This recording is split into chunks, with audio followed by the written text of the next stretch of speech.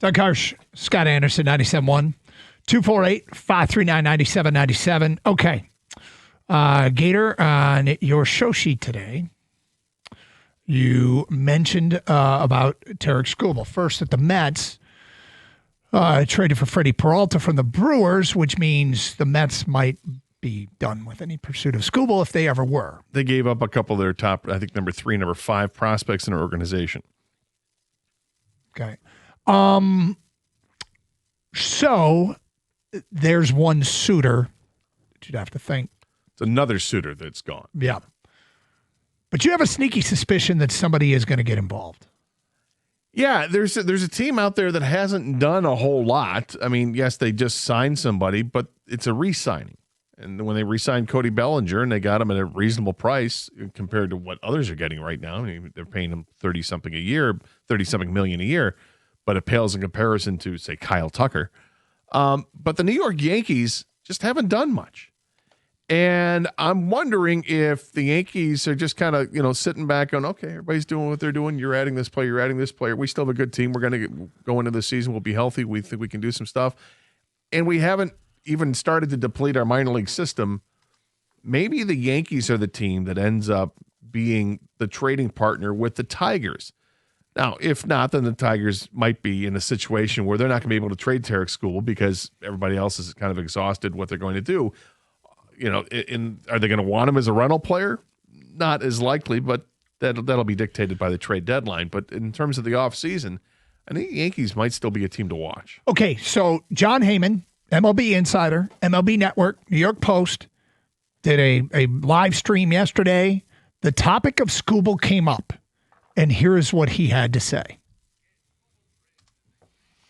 Okay, his conclusion is not that likely, and that was long. But he did mention the Yankees, and he mentioned 3 players. Schlittler, who's the 24-year-old right-hand pitcher who is filthy. Rice, who's the 26-year-old first baseman who had 26 home runs last year. And Lombard, who didn't exactly kill it in Double-A. He is their highest regarded prospect. And he is a guy who I think he's top 25 in baseball. But, I'm surprised the name that didn't come up was Spencer Jones. It was the power hitting outfielder. Yeah, that's a guy that I would take a look at in the same vein of Aaron Judge. I mean, he's a big guy. He's 6'7", 240 pounds, and has a ton of power. I'd be interested in taking a look there. But are the Yankees willing to part with those guys to acquire Tarik Skubal? It's not like you're getting them all, but can you get some combination? You get a couple of those guys. I mean, and the problem with the Tigers is every day that they don't trade Tarik Skubal is a day that his value probably goes down in trade value. Why is that? Because you're getting closer and closer to just being a rental. Like the time to do it would have been last year going into the offseason where you could have gotten, because teams would have known they had a full year of Skubal, actually 2 full years of Skubal. But that didn't happen. And, maybe rightfully so, because Tigers made the playoffs. Obviously, this past year, Skubal was a big reason, and you wanted to take that other shot. I don't think it's likely the Tigers make a trade either. I was just pointing out that I think there's still one team that might be left. I don't think the Dodgers are going to get into it. They might, because the Dodgers don't care about money. But, and again, if you're going to trade for Skubal, it's about a rental. It's not about money.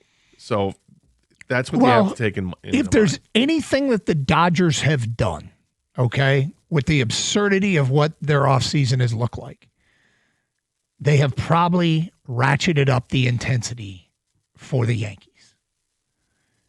And I hope that the Tigers can capitalize on that. If you're going to get Skubal, if you're the Yankees, you're banking on 1 year of Skubal for what the Tigers, I'm sure, want a decade of Schlittler in return. And I could see why the Yankees wouldn't want to do that. But I don't have any issue with the Tigers asking for that.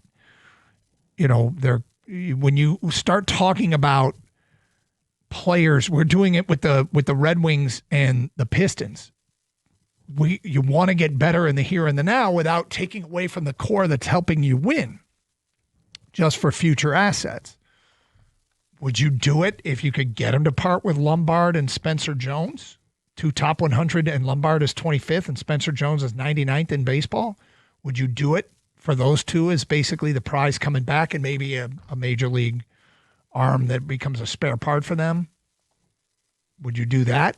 Well, and I guess Schlittler is that major league arm, isn't he? Yeah, but I'm saying if Schlittler falls into the category of us not wanting to give up Asar Thompson, right? He's a guy that they are counting on to help them win now, and so they have interesting guys in their with prospects. But I mean, if you're giving up Skubal, of course you want something for the future, but you want something for now too, because you're taking away the best pitcher in baseball from your rotation.